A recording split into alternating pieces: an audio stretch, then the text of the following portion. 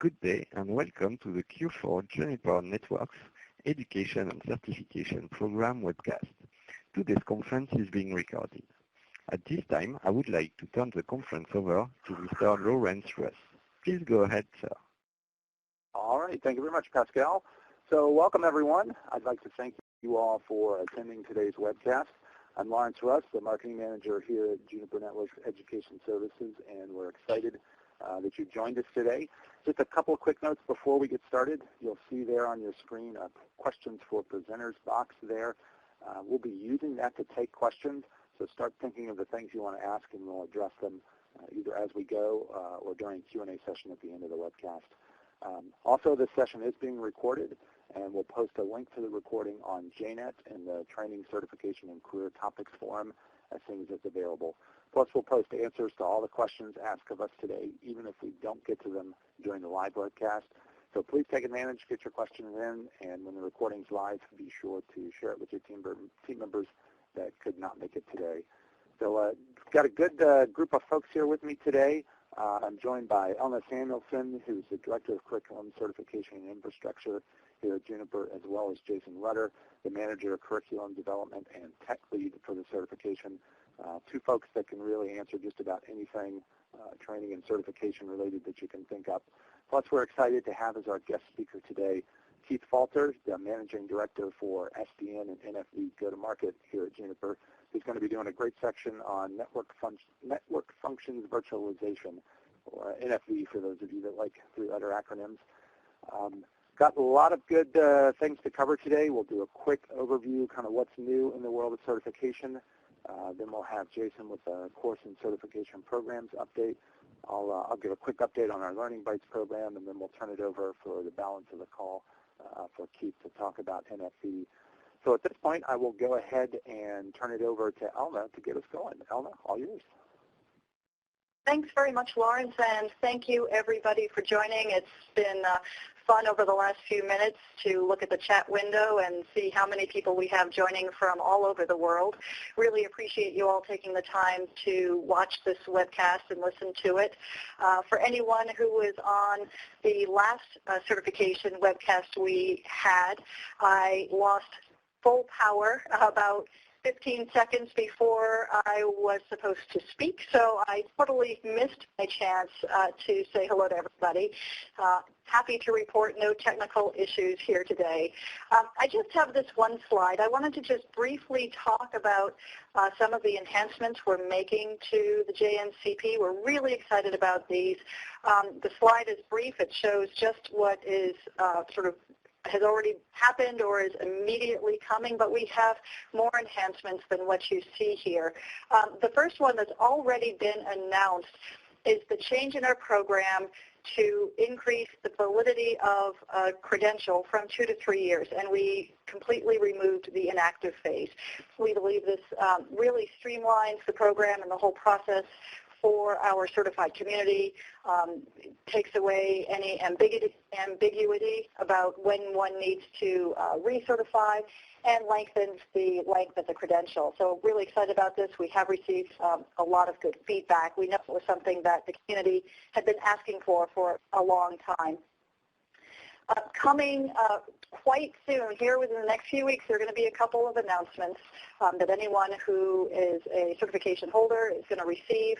A big one is regarding the starting of digital credentialing, and this is something where the industry as a whole is really starting to move towards, and Juniper is sort of at that leading edge, being able to provide to our certification holders the ability to publish their digitally, and we know this is really a great advantage for those looking for employment. It really eases the process to prove the credential and all of the attributes that go behind it. We have some other announcements that are going to be coming about improved lab exam experience, ranging from a more granular score report for the lab exams and also decreasing the the amount of time for those who have taken the exam to receive their grade. So stay tuned for those announcements. There are going to be more announcements coming in the new year regarding a new loyalty program. We're working hard as a team here to make sure we get the matrix of benefits just right, those that will actually matter to our certified community. So please do stay tuned and continue to give us your feedback, because I hope that many of you recognize that the changes we're making really come from you and from the feedback you've given to us over the years. So want to make sure you see and know that we do listen to your feedback. We appreciate it and would love to keep it coming, what you like, what you don't like, what's working. And we look forward to working with you in the coming weeks, months, and years. So pretty brief update from me this morning. I will not hold things up any further. There's a lot going on this call, and I'm going to now just pass this over to Jasun Rutter, who manages the curriculum development team and, as Lauren's already said, is the tech lead for the certification program. So with that, Jasun. Thank you, Elna, and hello, everybody. I think my presentation will be fairly brief as well. Let's start right into it. Announcing 2 brand new certification exams that will be released in Q1. The first exam is the JNO 346. Now this exam leads to the existing JNCIS Enterprise certification. However, in the items where applicable, it uses ELS code, that's Enhanced Layer 2 Services code. So I know we've been asked, and this is the first iteration where we're starting to implement ELS code into our exam. The existing JNO 343 exam with non-ELS code will remain for the foreseeable future. So depending on the equipment in your network or in your lab, you'll want to make sure you choose the correct exam for either getting or renewing your JNCIS Enterprise certification. The other new exam coming in Q1 is the latest in our design track. That's the Specialist Level WAN Design certification. There will also be coursework coming after the certification is released that will be associated with that. If you want to keep up to date on this stuff, use the link at the bottom of the screen there, juniper.net/certification. Along with those new certifications, we're always busy updating our existing exams. We've had several workshops in the past couple quarters to refresh exams. These are done for a variety of reasons, whether just to refresh items for security reasons or to make sure that these stay up to date. Now let's talk about new and updated courseware. In Q3 and Q4, we did release 3 new courses. The Juniper Network's SDN Fundamentals course. This is a 1-day course about the fundamentals of SDN. It's a great course and will be a great prereq or precursor to taking our Contrail curriculum. We also released the Juniper Network's Design in the Data Center course. I know many were expecting that, and we will have the WAN course coming up in 2016. We also released the Advanced Junos Enterprise Switching using ELS. So this is basically a mirror of the existing AJAX course, but using ELS code. We also updated the Junos Automation course. We told you this was coming at the last webcast. It is going from a 2-day. It went from a 2-day course based mostly on on-box scripting tools, where now it's 4 days and also covers off-box scripting tools such as Ruby, Python, Chef, scripting languages such as that. Coming up in Q1 of 2016, we have 2 new courses. One of those being the Junos MPLS Fundamentals course. This is the first course that will act as a breakup of our existing Junos MPLS VPNs course, or JMV. Those of you who are familiar with that course, that's an existing course we've had for a while. It's a 5-day course, very intensive. We needed to add content to it and felt it was the right decision to break up that content. JMV still exists and still available for the foreseeable future, but this new 2-day MPLS Fundamentals course will be coming out in Q1. We also have an Advanced Data Center Switching course. This goes on to our fairly new data center curriculum. This will cover things such as EVPN, VXLAN, interconnecting data centers, and will serve as the next level in our data center curriculum. We also have updates coming to Junos Space Essentials. We're currently on an older version of code. We're going to update to 15.2. It will remain 2 days. We are also updating the Juno Space Security Director course, and it will be expanding from 1 day to 2 days, and also will utilize 15.2 code, and is undergoing some significant changes in the product that we want to make sure we cover. As always, we show this slide for other learning resources. We have our JNCP website resources page, JNet, the forums. We have a list of our courses and the ability to schedule taking our courses, labs and learning, and this time I've also added the Junos Genius mobile app. It's undergone some major changes and will continue to do so, making it very useful. So if you haven't looked at it in a while, give it another shot. And that's all I have. If you have any questions, please go ahead and type them in the window, and I will answer what I can as I can. And I'll pass it on back to Lawrence. All right, thanks a ton, Jason.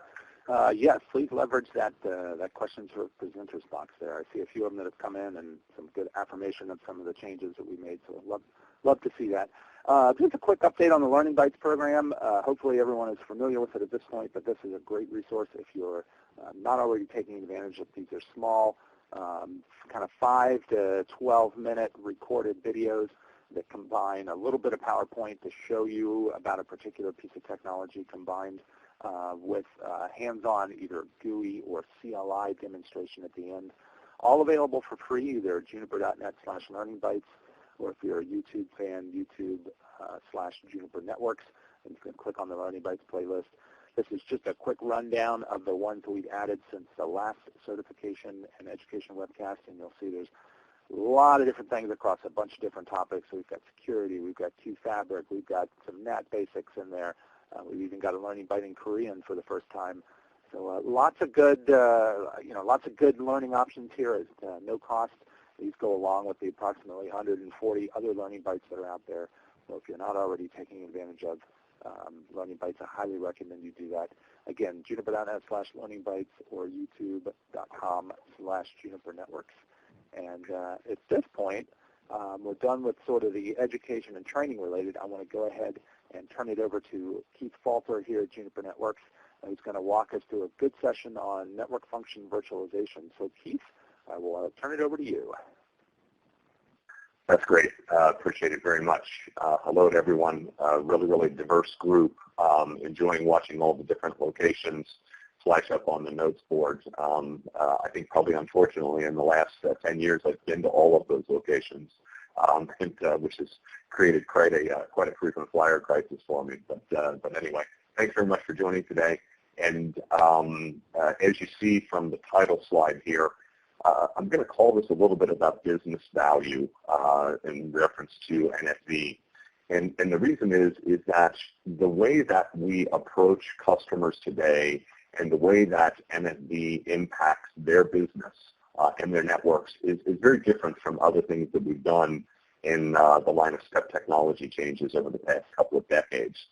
And to further explore that a little bit, when you think about what occurred in the data center about 10 or 15 years ago with virtualization for compute and storage, today that is the standard for what happens in a data center or a cloud environment. You couldn't talk about implementing, selling, architecting, something in the data center or the cloud without virtualization being a major part of that. And that indeed is a step that the platform is taking, or that NFV is pushing forward in the industry today. So where typically we had considerations about a movement from a 10 gig port to a 100 gig port, or to a swap in protocols, or transport methodologies to Ethernet or IP or whatever it may happen to be. Now what we're really talking about is we're talking about an evolution on the customer's network. It's a very complicated, devilishly complicated evolution for them. But it truly is the only evolution that many, especially service providers, can take today to find the basic requirements that they need to move their business and their networks forward. They have to lower costs in what they're doing. They have to stay relevant to their customers. They have to dramatically reduce their time to market and once again come back to really optimized cost structures. So how do we do all of those things together and then weave in some additional complexity into the network today? So we're going to explore this from both a business and a technology standpoint. I'll try as much as I can to look at the questions and to answer them. As we go along, it's really difficult due to our difficult time if there's a lot of questions to come in, but we commit that we will get back to you in writing on those questions if we don't answer them immediately. So let's look at some emerging NFV transformations, some markets, some rationale, and some use cases on this. And then we'll progress forward through technology and then also some quantification. So SDN and NFV are highly complementary for great benefits that we started to outline in my opening around lowering costs and helping the provider, customer especially, to get to where they need to be for their business. So, starting kind of from the right side, software-defined networking, SDN, separation of control and data, which we're very used to in networking today. We know the advantages that create, but then also centralization of control and programmability of the network. So making sure that the network that we put in place today, or we evolve what is already in place today, is able to match up to the requirements of the provider customer, once again optimizing cost and really giving that dynamic nature to the network itself. Where we might have seen people plan to create services to go to market with and put a new infrastructure in place or add infrastructure in place for multi-millions of US dollars, and then wait 18 months for a service to be able to be created, that will create a real competitive disadvantage for them. It's way too expensive. Capacity has to be well overestimated, et cetera.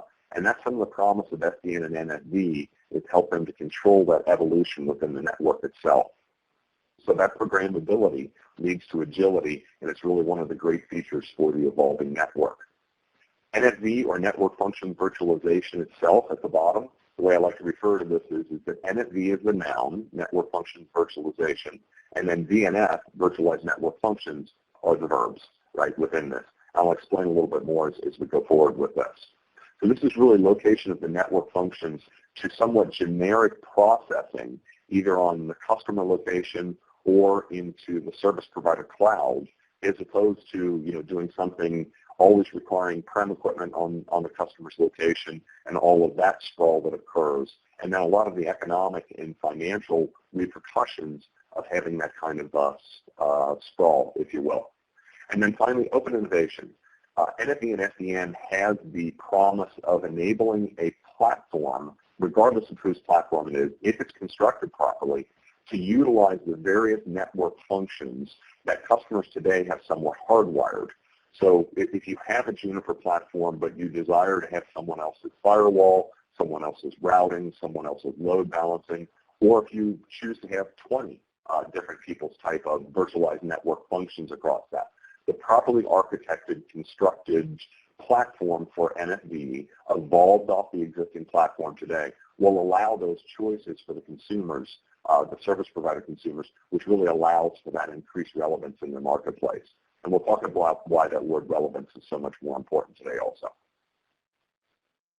So what are some of the things for a service provider in NFV? What are the attractive parts of this that are really pushing them forward into making some decisions about this massive evolution that has to occur in their network and in the business model itself? So service agility, right? Reacting faster, making sure that your time to market is reduced from a matter of months to maybe a year to even weeks and days. And service agility also brings a new phrase in for us, and that is fast fail, meaning that if a service provider wants to create, instead of 1 or 2 new services and make a big bet, if they want to create 30 services and only 20 of those services have some success and 5 of those services have a lot of success, you can fail as many of those services as you want. But because your service creation has limited cost structures, is more software-based, et cetera, that failure doesn't impact the business the way that it did in the old days. So that's very important. Tapping into new markets, small to medium business. We know that in the past, for service providers, the cost to service the small to medium business segment and the cost to sell to that segment has been cost prohibitive. So this opens up a whole new market within their native footprint and also external to their native footprint. And of course, it brings a whole new bunch of capabilities to the OTT players to address any market segment globally. services portfolios, improved portfolios, staying relevant to your customer, keeping things on VPN, giving them connectivity to the things that they need to do to not only improve their business, but to enhance the service provider as well and their ability to provide relevant services. And then upselling with connectivity, right? You're providing better services, better structures, more simple for the customer also to put in place. From a capital efficiency basis, this is going to be one of the most important conversations that we have today, because the traditional pathway of creating a service, right, once again, putting those millions of dollars into the network, overspecking capacity, et cetera, it's too expensive. It can't be done anymore. It's not going to allow for a really, really competitive environment either. So it's really important that we lower that initial barrier to entry, especially on a per services basis. That's really going to optimize a lot of cost structures for the service provider. And that's what they're asking us for today, right? This isn't just Juniper on what we believe the customer thinks. This is what they're coming to and asking us for. Capital optionality and flexibility, that's explained very simply by saying, if you put those boxes into the network, I've got millions to hundreds of millions of dollars that are going to be required to scale just to produce a couple of services. Now if I create an NFV environment in a network, what I can do is as new customers come on board, I can license that customer for use of one or more services that they will order themselves, and my return via revenue from the customer happens in just a billing cycle or two, as opposed to a year or 16 months while waiting for the network-based service to be created. So that's a very advantageous model for the provider to go from a fixed capital environment that requires a lot of investment to variable operating costs, that allows them to actually receive revenue back within a couple of billing cycles. Really important. And then optimizing network asset utilization as well, making sure that the network is agile, don't always have to be overbuilt for capacity, et cetera. On operating improvement, we're going to diagnose how we go through and look to lower their operating costs in service provider environments. Faster fulfillment cycle, meaning getting services to market more quickly, having fast fail, and making sure that the customer can order the services as well also. And then finally, reduce compliance costs, right? You can enforce policy across the part of the network, all of the network, or individually by customers, and make sure that that policy follows regulatory environments, et cetera, much more quickly, agilely with a network that's based on NFV and SDN. So a lot of reasons for the service provider community to be looking to make this evolution in their network. So I want to give you a diagram of a couple of the economic shifts that really result from changing the very properties of the network itself. This is where things like automation come into the network that are impacted by SDN and NFV, really reducing their cost of doing business as well. So if we look at this, the revenue, right, from a CPE-based business model, subscription-based, time to revenue 4 to 6 weeks or even longer. That includes landing the tail circuit, getting the implementation done out there. The vCPE, or the virtual or cloud-based CPE model, right, time to revenue can actually be in an hour, and it can be variable as well also. On the equipment side, right, we've got a huge cost of inventory for every, routing component, switching component, load balancing component that I have to put on site. I have to have a spare for it. I have to hold inventory for it, right, all the rest of those things. That requires a huge capital cost outlay for me. With, once again, on the vCPE business model, it's application-based, and the inventory is really more or less none other than the licensing that you have. On the installation side of this, you've got a truck roll. Average cost globally per truck roll to go out and put a piece of equipment in place and to get it up, to get it certified, to get it rolling is around $600 US.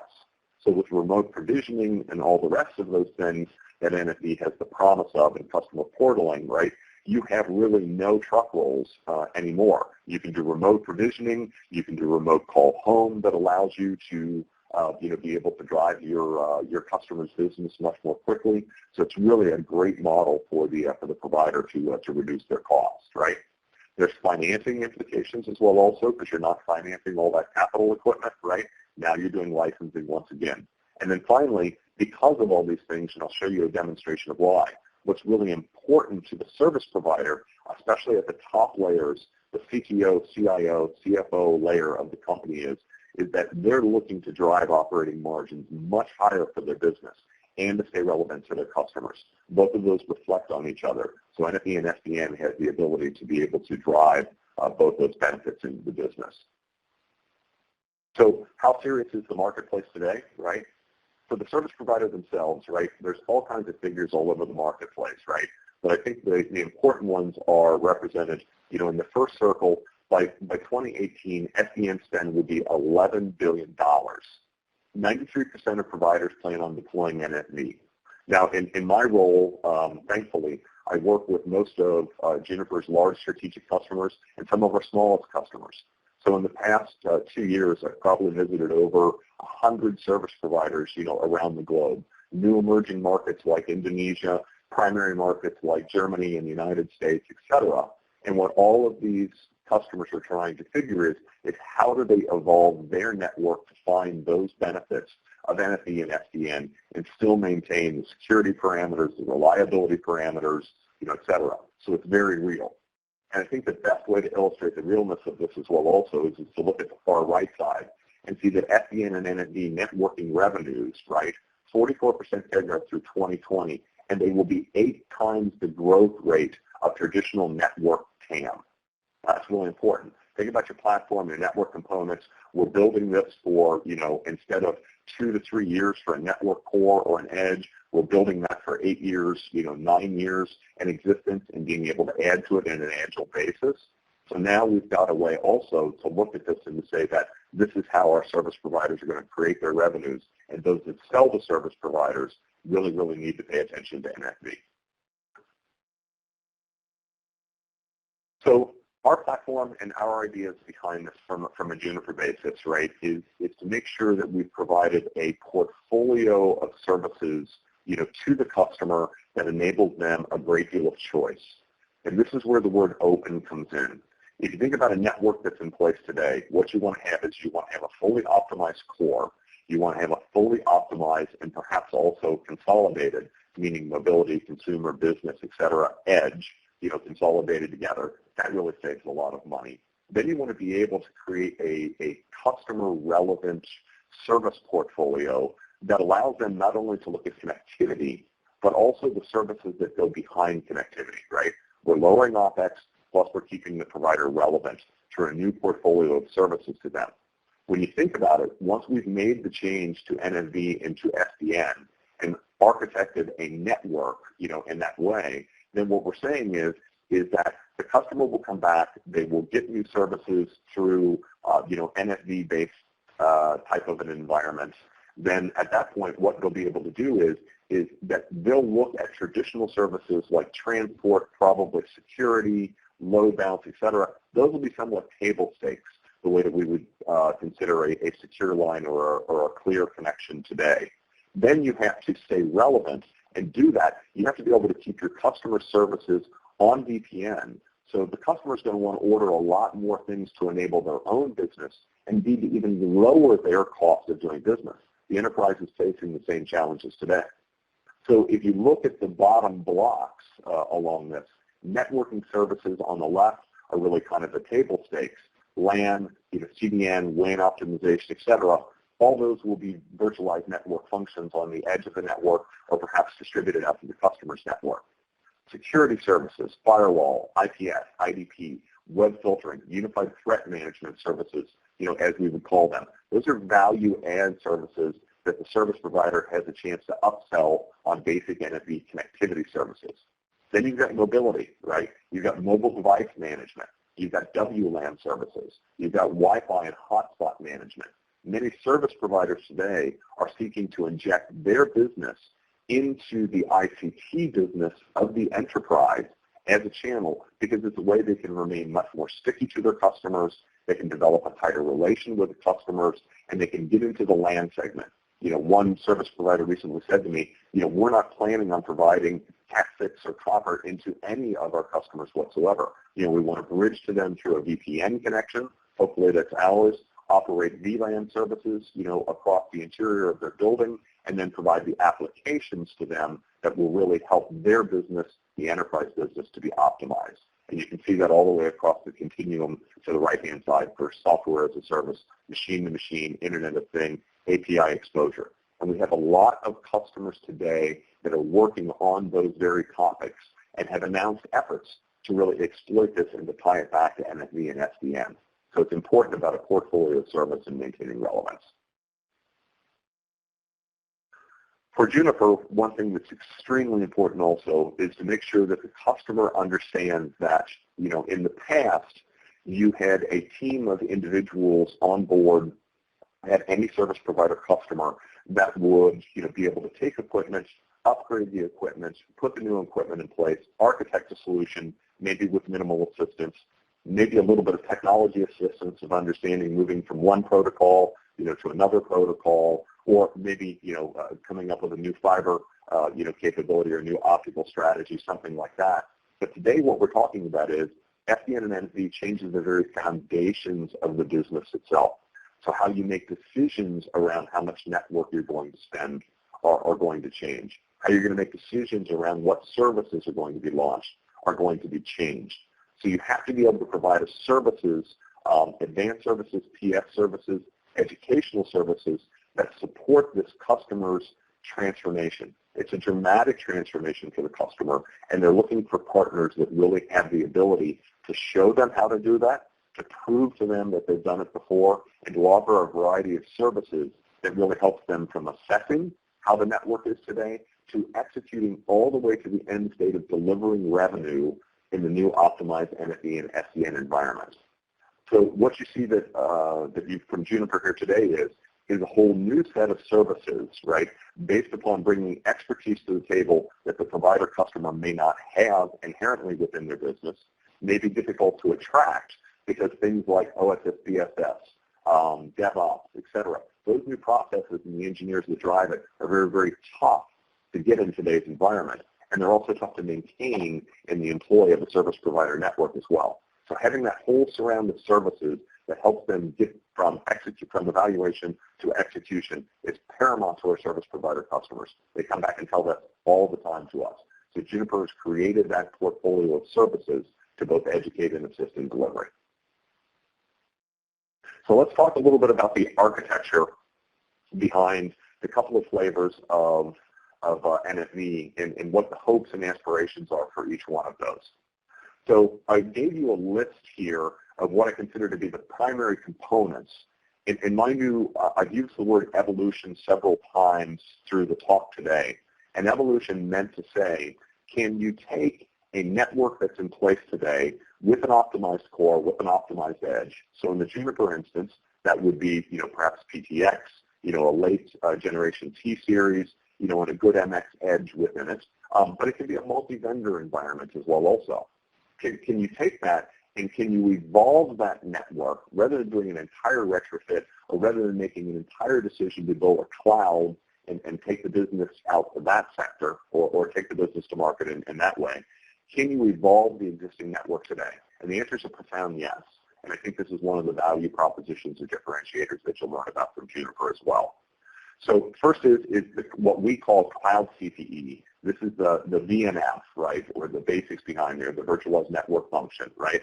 It offers features that reduce CapEx and OpEx, as we've talked about, in time to market, creates new TAM and opportunities because you're virtualizing in that space, meaning that, you no longer, if you're going to serve a customer, have to think about dropping, all that sprawl of components on there, very expensive, capital intensive. What you can do now is you can literally drop a dumb device out, what we call a NID or an interface device.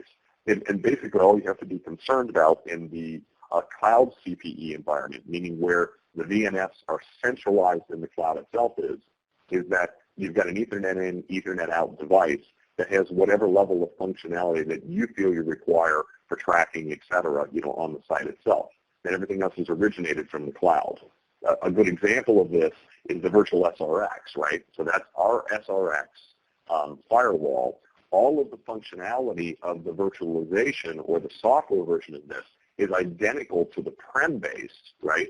And also the ability then to add the additional feature functionality, DPI functionality, UTM functionality, et cetera. That all becomes a software environment that the customer auto-orders, the network relates to that immediately. It's generated from the network, deployed immediately, and you've got a much quicker revenue cycle on that as well also. So that's an important first concept.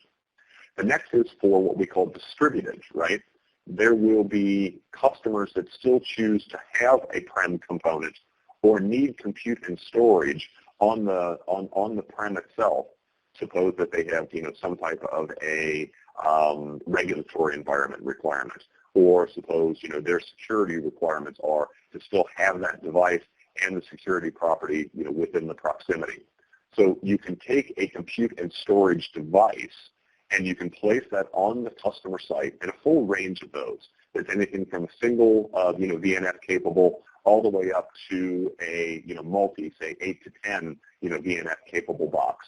This puts the compute and storage apparatus through what we call NFX, and our first model, the 2500, that you actually put on the site. For our basis, we believe that it shouldn't just be merchant silicon on that device. So we divide that up and actually put a Broadcom device on there for packet forwarding, et cetera, and then also have Intel processing on there for the storage. You've got a combination of compute and storage that gives you that SLA-worthy type of component on the customer premise, so you can service those customers as well. Next is the Contrail Open Virtual Infrastructure, management. So this is actually, Contrail itself, Contrail Cloud, and the ability to really automate the life cycle of virtual compute, storage, call the resources, that are required to really virtualize a full service rollout. And this replaces, kind of the costly legacy physical functions and can also be in a multi-vendor environment as far as controlling that functionality from the data center to the network. The next and one of the newest components on this, and it's an important component whether Juniper or anyone else, is orchestration. This controls the life cycle in an end-to-end manner right across multiple domains, meaning from the data center to the customer prem, and it actually spawns the service through a VM, makes sure that the configuration is landed appropriately, is responsible for service design that the service provider themselves will do for each individual service, and for service deployment on an individual basis as well. So this is a really important and essential component to be able to deliver the services, give the customer the portal to be able to order the services, and also give the service provider that panel to be able to design and deploy the services in just a matter of a few moments. And then last but not least, but really importantly, we've talked a little bit about organizational change that is required within the network today. And that organizational change is really, really important for anything that we're going to do to provide a really evolutionary environment. And what I mean by that evolutionary environment is that you've got certain components that are required to automate provisioning and processing in the networks. DevOps, as an example, it's not a new technology, but it's a new way of automating. It's a new thought process. There's next-generation operating systems, OSS BSS. This is critically important to be able to transform the OSS BSS, because we need to keep it in perspective that for every $1 the service provider spends on changing their platform, they're going to spend around $10 on changing or evolving the OSS BSS. So it's really, really important to look at those things. And finally, organizational change. Do you have the infrastructure to be able to help you to move into NFV and SDN? Do you have the technologists that are enabled to do that? Do you have the DevOps specialization for automation, right? Do you have the OSS BSS transformation people? So looking at those things, you have to look at the organization. You have to look at some real new functions and capabilities across the network as well. So here is a use case or a picture for you of actually what we call cloud CPE or centralized NFV. I'm going to draw a circle real quickly around the device that's off to the left. So this is the simple NID, right? Simple device, layer 2 or layer 3 device on the prem. And you can even overlay on existing devices that are present today. So you want to add a new security service to it. But the idea is to really simplify the network from the edge of the network, reducing the cost there, moving the services into the cloud along with the centralized orchestration and control for those virtualized network functions, and then drawing back to the cloud just to spontaneously, if you will, allow creation of those services through a virtual path, out to the customer. But those services are maintained within the cloud. And you see on the bottom here that there's a lot of optimization that occurs, right? total cost of ownership, which every single sale that Juniper makes directly to our customers or through our partners, we're asked to prove where these business benefits come into the customer. So reducing CapEx on the customer equipment, zero truck rolls, centralized orchestration and automated control, and then these services share a single resource pool instead of requiring separate resource pools for each one of the types of services that are created. There's economies of scale, centralized delivery functionality, greatly improved asset utilization from the core of the network to the edge of the network to the delivery to the customer. Improved operational sharing, so you're not creating new operating cost environments across spinning up each new service. And finally, an overlay to the existing architecture. On the operational benefits, right, supports that fast fail mode. If you create a service and it runs and it takes you 18 months, and then you try to make that service live with low revenues for another 24 months, you're going to lose money as a business, and it's not a good choice. Greater than or equal to 50% reduction in time to market, and that's an evolutionary fact as well. A common platform for all virtualized service, and then monetization for the network comes down really to the programmability and your ability to answer the needs of the customers in a greatly reduced time frame over what you traditionally do. That's centralized NFV. Next on the agenda is distributed NFV. I'm going to draw another circle for you here, and this is where we talk about putting compute and storage in the Juniper instances through the NFX device on the customer prem, but indeed in many instances you could use a generic x86-based device as well also. So you're going to find that pretty much all of the savings across the customer or across the service provider network are exactly the same, with the difference being that you're going to put the compute and storage on the customer prem to answer those administrative requirements, security requirements, or even regulatory requirements. Or some customers just require that compute and storage on a mid-sized enterprise branch or something like that on the location as opposed to going out for cloud-based services. So it's important to have the entire portfolio, and in all conversations with service providers, they're wanting to have all three flavors of this: a centralized or central NFV, a distributed NFV environment, and also an over-the-top, which will allow them to really greatly service their out-of-market footprint as well. And you'll see along the bottom that they're very, very similar savings to what you would see from the cloud-based infrastructure, but the one difference being the compute and storage located on the site itself again. So what does the end state look like this in the discussions that we're having with the service provider customer? The end state looks like this: an ability to have a branch environment, right? Meaning that it could be a distributed NFV environment or a centralized NFV environment, or even continuing to have the prem-based services that they have today. Being able to access storage and compute clouds to help the enterprise customer to work through the public, private, and hybrid based cloud environment that they're looking at today.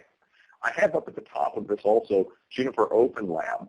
We have the ability for our service provider customers to come in and to test VNF functionality or to test network functionality because it's a bit different from their previous test beds that they had. So we have a community of excellence that is distributed out within the field from Juniper, as well as a lab environment that allows them to come in and test, to look at the third-party environment, all the rest of the things, where traditionally they've done a lot of that testing in-house. So we're helping them to get over the hump. DC and public cloud connectivity into this, and then you see branch or SSL remote. This is the ability to take a customer that has 10 locations within your footprint and maybe 30 locations around the rest of the globe, connect to them via an IPsec or an SSL VPN, keep them on VPN, on the network, within the service provider footprint. So to use a broad example, that means that AT&T can acquire customers in Hong Kong or in Saudi Arabia, wherever it may happen to be, or Telstra from Australia could do the same thing into the US or into Europe. And we're keeping them on VPN, and then we're allowing the provider to also provide the services that are very important and relevant to grow enterprise business and to help them to free up cash and optimize their own businesses themselves. So this is really an over-the-top, centralized, distributed, and finally an SaaS or software as a service environment that keeps the service provider relevant, keeps them sticky to their customers, and optimizes their cost structure. So what does certified or simplified delivery look like for us, at least from Juniper, and the way that we've architected our solution? Is that we look at the basics of a scalable and flexible IP infrastructure at the bottom, right? So you need to make sure that both the data center become joined together and the network becomes joined together, and you're open to third parties, whether it's a third-party network environment or it's a third-party cloud environment. You've got to be very open to that and open to orchestrating across all of those disparate entities as well also, and doing it in an open fashion. You know, what an open fashion means is that you have to be able to take any other vendor's virtualized network function and provide virtual control to that, being able to allow the service provider to deliver that, but also to be able to spin up the physical functions across the network that are required to drive the virtualized function as well also. And this extends, we believe, all the way from the contrail, which is the cloud part of the platform, to orchestration, which is a connection between the cloud and the physical network and the customer themselves. And then you also see what I mentioned, what we call North Star Controller, which is actually Wandle, right? That's the core optimization of the transport in the network itself and the analytics that are required to drive this. And then lastly with this, then you begin to add services and service lifecycle management on an end-to-end basis.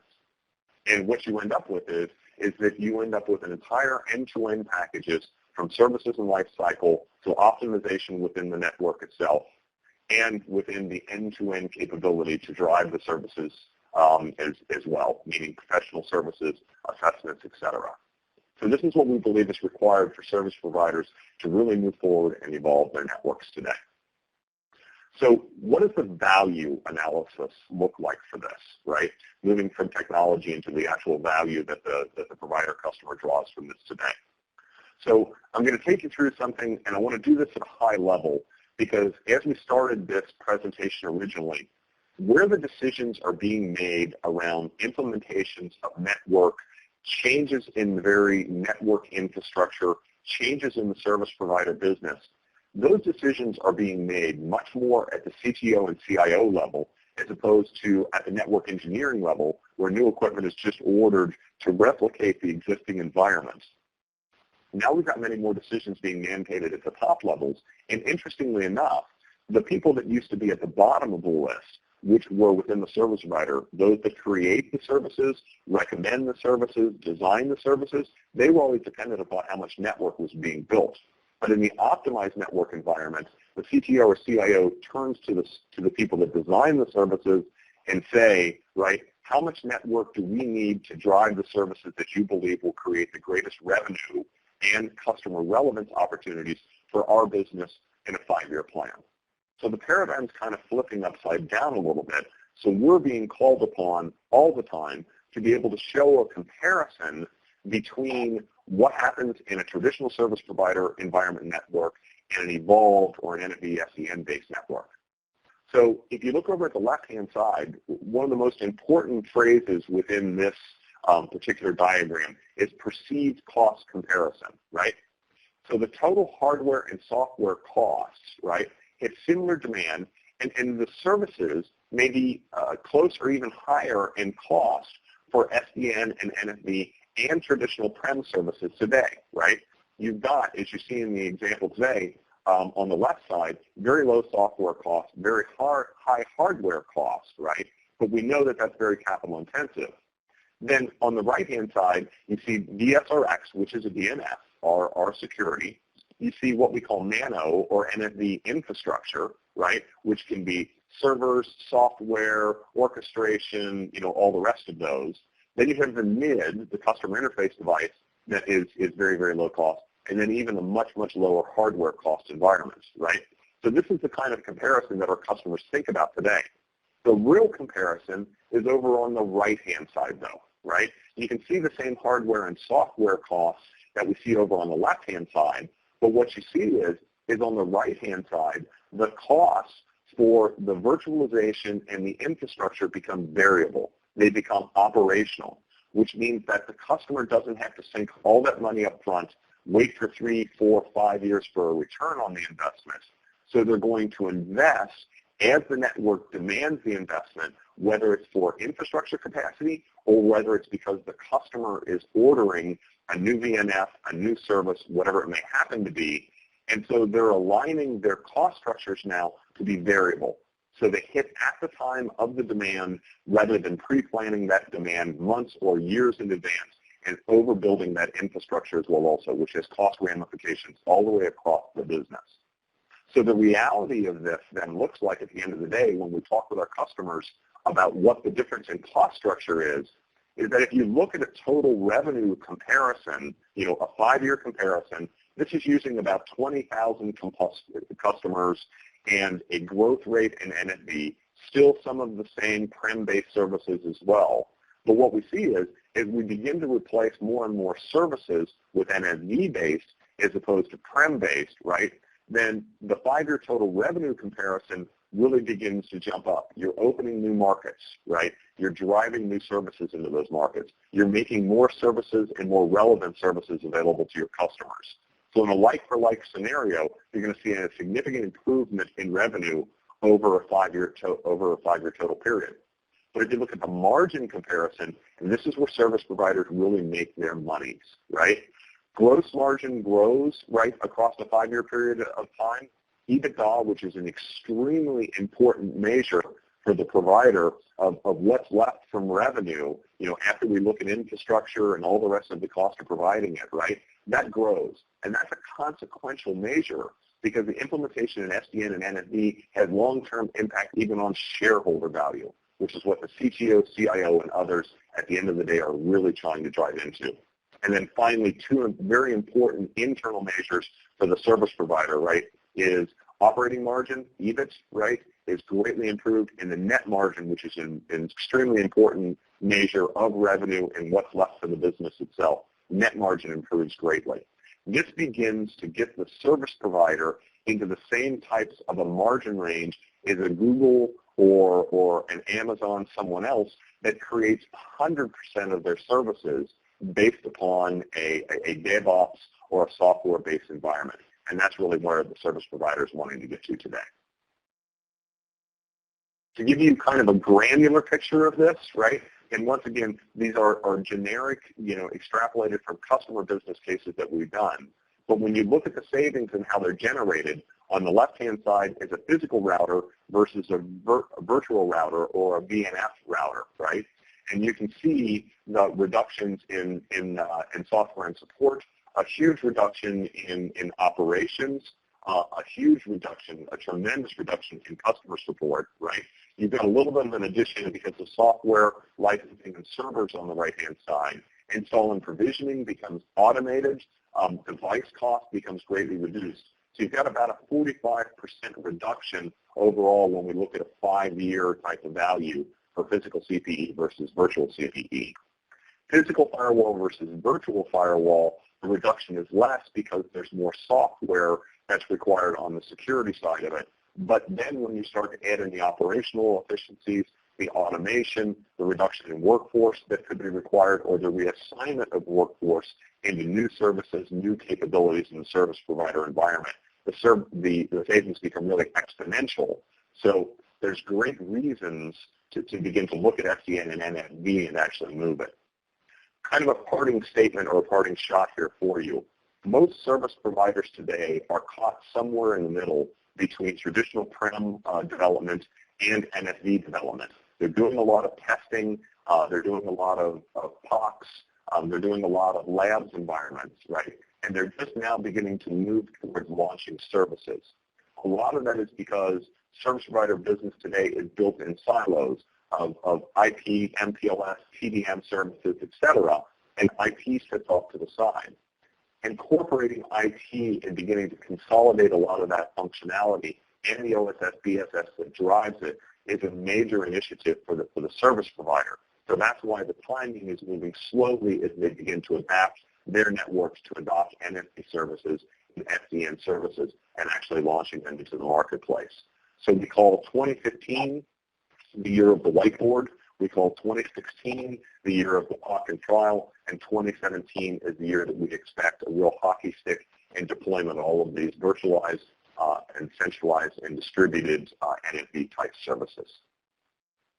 So this concludes my presentation for today, and I think we wound up just about on time. I can go ahead and let you know that Juniper Networks, we believe, trusted innovation partner, but what really brings that out is that, really service provider hardened contrail capabilities, so cloud capabilities, orchestration capabilities, giving the full portfolio of decisions for distributed or centralized, NFV, and the support services to help the provider get from where they're at today to their next steps. We believe that's what is the best foundation to help our providers grow into SDN and NFV, and also to learn and understand how to accelerate the benefits and optimization into their networks. So I'm going to end there, and Lauren, turn it back over to you. Awesome. Thank you so much, Keith. Wow. Raise your hand if your head is spinning. Right there. That was a great session. I really appreciate that.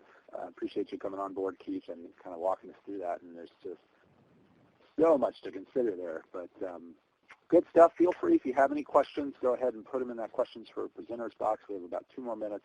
I just want to go through a couple of stay connected items. A couple of contact points there. Certainly if you're on Twitter, at Juniper Certify is where I spend a little bit of my time. And of course, I mentioned earlier the JNet discussion forums. Be sure to check that. That's probably the fastest way to get an answer to a lot of questions. The community can certainly answer many of those questions that come up, and certainly Jason and a lot of other folks from the Juniper side jump in and answer corner case questions or provide more detail there. Of course, you've got the certification website, juniper.net/certification, and of course our customer service alias. If you have a question or a particular situation, you can email us at certification@juniper.net. And of course, you see Elna's email there as well.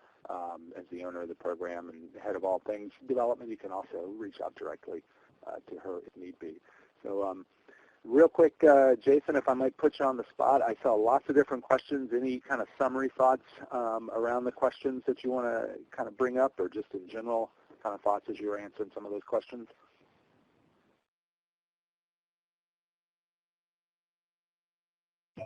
Sorry, did catch me on the spot.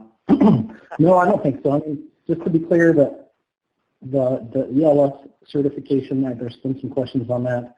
Both ELS and the non-ELS exams will lead to the same certification. It only affects the SL certification at this point. However, we do have intentions of bringing this further up the track to the P&E level at later dates. Stay tuned to the website for announcements. Good stuff. Well, thank you, everyone. Then I'll go ahead and close it out.